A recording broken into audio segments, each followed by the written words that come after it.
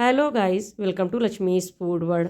आज मैं खास सर्दियों के लिए बाजरे के चूरमा लड्डू बनाने जा रही हूँ। तो चलिए बनाना शुरू करते हैं।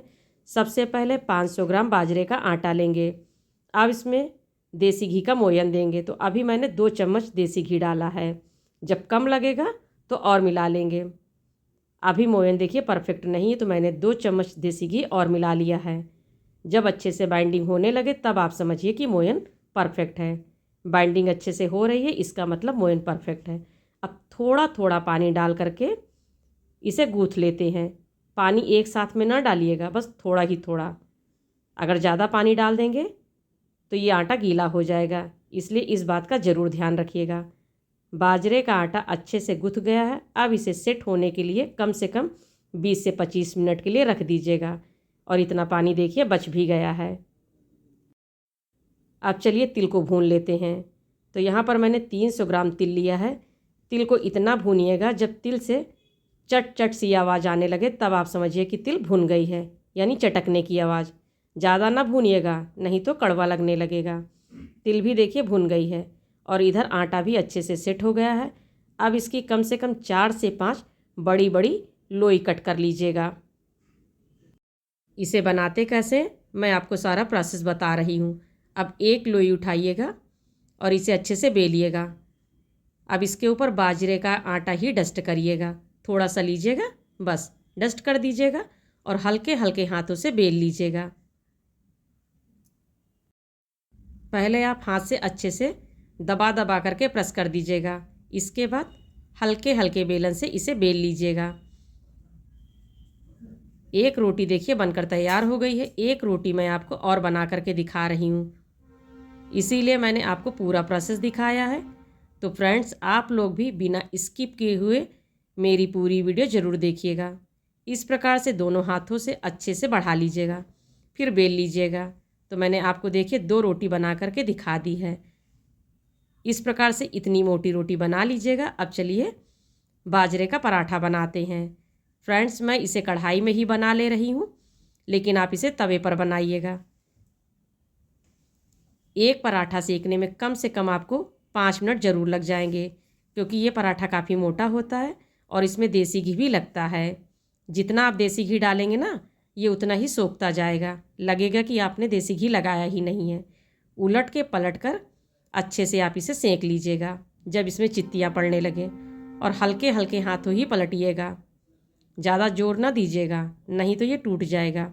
फिर पलट दीजिएगा। आप लोग एक बार ये बाजरे का चूरमा लड्डू बना करके देखिए।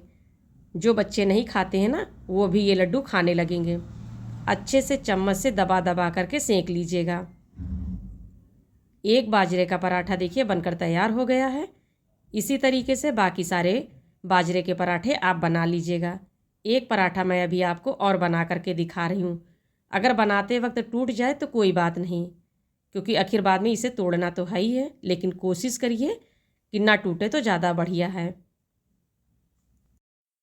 अब आप सोचिए कि बाजरे का लड्डू सर्दियों में क्यों खाया जाता है, क्योंकि इसकी तासीर बहुत गर्म होती है और उसमें फाइबर की मात्रा भरपूर होती है, जिससे जल्दी भूख नहीं लगती है और वज़न घटाने में भी काफ़ी मदद मिलती है। दूसरा पराठा भी बनकर तैयार हो गया, देखिए टूटने ही लगा है। अब चलिए उसी कढ़ाई में चाशनी बना लेते हैं। तो यहाँ पर मैंने 250 ग्राम गुड़ लिया है और 2 चम्मच पानी डालेंगे। इतना लड्डू बनाने में आप 400 से 500 ग्राम गुड़ भी ले सकते थे, लेकिन मुझे कम मीठा पसंद है तो मैंने 250 ग्राम ही गुड़ लिया है।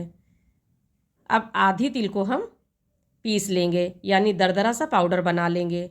बहुत बारीक ना करिएगा, और आधी तिल को ऐसे ही डालेंगे। अब एक कढ़ाई में ये तिल वाला पाउडर इसे डाल देंगे।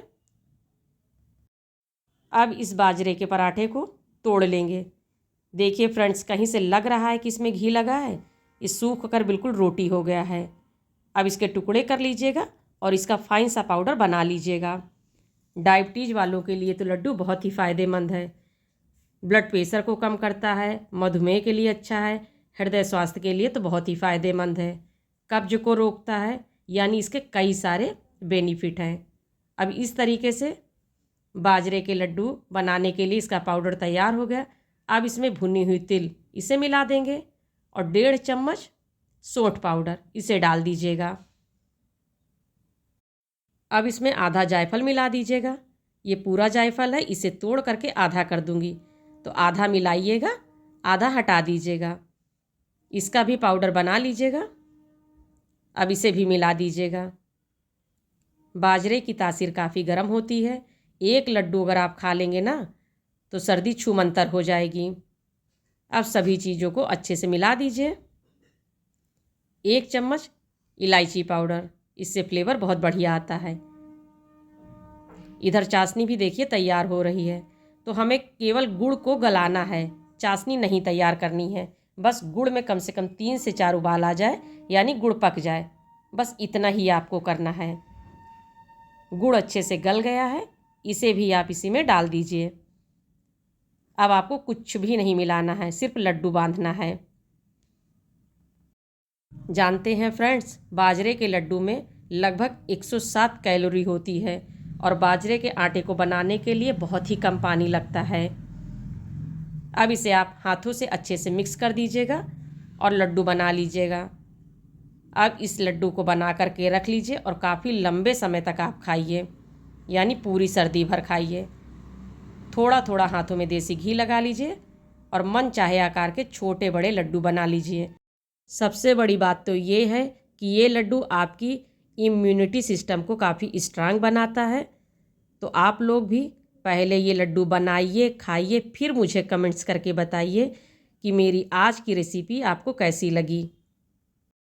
एक लड्डू मैं आपको और बना करके दिखा रही हूँ कि कितने बढ़िया और कितने चिकने लड्डू बनकर तैयार हो रहे हैं। सारे बाजरे के लड्डू बनकर तैयार हो गए हैं। एक लड्डू मैं आपको तोड़ करके दिखा रही हूँ कि अंदर से कितने मुलायम बने हैं। इसे बुजुर्ग लोग भी बड़े आसानी से खा सकते हैं। जिनके दांत नहीं हैं वो लोग भी ये लड्डू बड़े आसानी से खा सकते हैं। तो फ्रेंड्स, आप लोग मेरे चैनल पर एक बार ज़रूर विज़िट करिए। आई होप आप सभी को कोई ना कोई रेसिपी तो ज़रूर पसंद आएगी। मिलते हैं नेक्स्ट रेसिपी के साथ, तब तक के लिए थैंक यू।